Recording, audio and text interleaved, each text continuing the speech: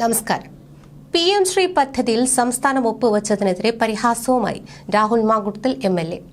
Facebook പോസ്റ്റിലൂടെയാണ് മുഖ്യമന്ത്രിക്കെതിരെ പരിഹാസവുമായി രാഹുൽ രംഗത്തെത്തിയത്.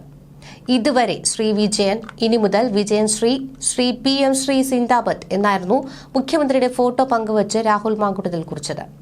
കേന്ദ്ര സർക്കാരിന്റെ PM ശ്രീ പദ്ധതിയിൽ സംസ്ഥാനം ഒപ്പുവച്ചതിനെതിരെ രൂക്ഷ വിമർശനവുമായി പ്രതിപക്ഷം രംഗത്തെത്തിയിരുന്നു. അതേസമയം PM ശ്രീ വിഷയത്തിൽ ഒരു വിട്ടുവീഴ്ചയ്ക്കും തയ്യാറാകാതെ കടുത്ത നിലപാട് സ്വീകരിക്കുകയാണ് CPI.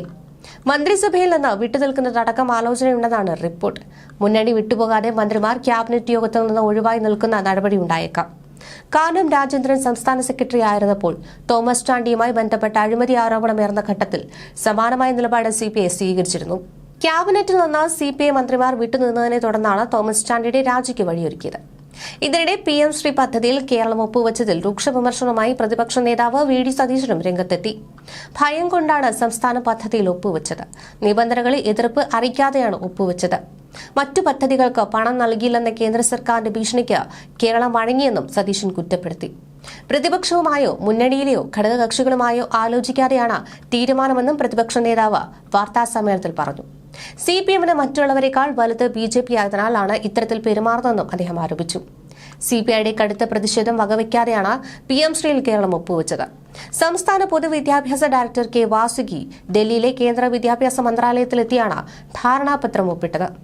കേന്ദ്ര വിദ്യാഭ്യാസ മന്ത്രിയുമായുള്ള തുടർ ചർച്ചകൾക്കായി വിദ്യാഭ്യാസ മന്ത്രി ശിവൻകുട്ടി അടുത്തയാഴ്ച ഡൽഹിയിലേക്ക് പോയേക്കും. 2 ആഴ്ച മുൻപ് മുഖ്യമന്ത്രി പിണറായി വിജയൻ പ്രധാനമന്ത്രി നരേന്ദ്രമോദിയുമായി നടത്തിയ ചർച്ചകളെ തുടർന്നാണ് പദ്ധതിയിൽ ഒപ്പിടുവാനുള്ള അന്തിമ തീരുമാനത്തിലേക്ക് എത്തിയതെന്നാണ് വിവരം. ഇടതുപക്ഷ മുന്നണിയിൽ പുകയുന്ന രാഷ്ട്രീയ പ്രശ്നം പൊട്ടിത്തെറിയിലേക്ക് നീങ്ങിയാൽ 2 കമ്മ്യൂണിസ്റ്റ് പാർട്ടികൾ 2 വഴിക്ക് പോകുമെന്ന് ഉറപ്പാണ്. 2 പാർട്ടികളെയും ഒരു മുന്നണിയിലെത്തിച്ച ഭട്ടിൻഡ കോൺഗ്രസിലെ ഐക്യം PM ശ്രീയിലൂടെ ഇല്ലാതാകുമെന്നത് ഉറപ്പാണ്. അങ്ങനെയെങ്കിൽ 2 ഇടതുപക്ഷ പാർട്ടികളുടെയും ഐക്യത്തിന്റെ വില 1500 കോടിയായിരിക്കും. CPMനും CPIക്കും നരേന്ദ്രമോദി ഇട്ട വിലയാണ് 1500 കോടിയുടെ PM ശ്രീ പദ്ധതി. ഈ പണം വേണമെന്ന് CPMും വേണ്ടത് CPIയും നിലപാടെടുത്തതോടെയാണ് കേരളത്തിൽ പ്രശ്നം രൂക്ഷമായിരിക്കുന്നത്. ഇതുവരെയും കേന്ദ്രം വിദ്യാഭ്യാസ നയം നടപ്പാക്കുന്ന PM ശ്രീ പദ്ധതിക്ക് വേണ്ടെന്ന് പറഞ്ഞിരുന്ന 2ാം പിണറായി വിജയൻ സർക്കാരിന്റെ അവസാന നാളിൽ 1500 കോടി രൂപയ്ക്ക് വേണ്ടി നിലപാട് ബലികഴിച്ചിരിക്കുകയാണ്. മുഖ്യമന്ത്രിയുടെ നിർദ്ദേശത്തിൽ വിദ്യാഭ്യാസ മന്ത്രിയുടെ അനുവാദത്തോടെ വിദ്യാഭ്യാസ വകുപ്പ് സെക്രട്ടറി വാസുകിയാണ് കേന്ദ്ര വിദ്യാഭ്യാസ നയത്തിൽ ഒപ്പുവച്ചത്. കേന്ദ്ര സർക്കാരിന്റെ രാഷ്ട്രീയ അജണ്ട വിദ്യാഭ്യാസ നയത്തിലൂടെ നടപ്പാക്കാൻ ഉദ്ദേശിക്കുന്നതാണ് കേരളത്തിന്റെ എതിർപ്പ്. ചരിത്രം പോലും ഹിന്ദുത്വ അജണ്ടയുണ്ടാക്കിയുള്ള പാഠ്യപദ്ധതികളാണ് നയത്തിലുള്ളത്. ഇതിനെ ഇടതുപക്ഷം ശക്തമായി എതിർത്തിരുന്നുവെങ്കിലും ഇപ്പോഴത്തെ മാറ്റം എന്തുകൊണ്ടാണെന്നാണ് CPIയുടെ ആശങ്ക.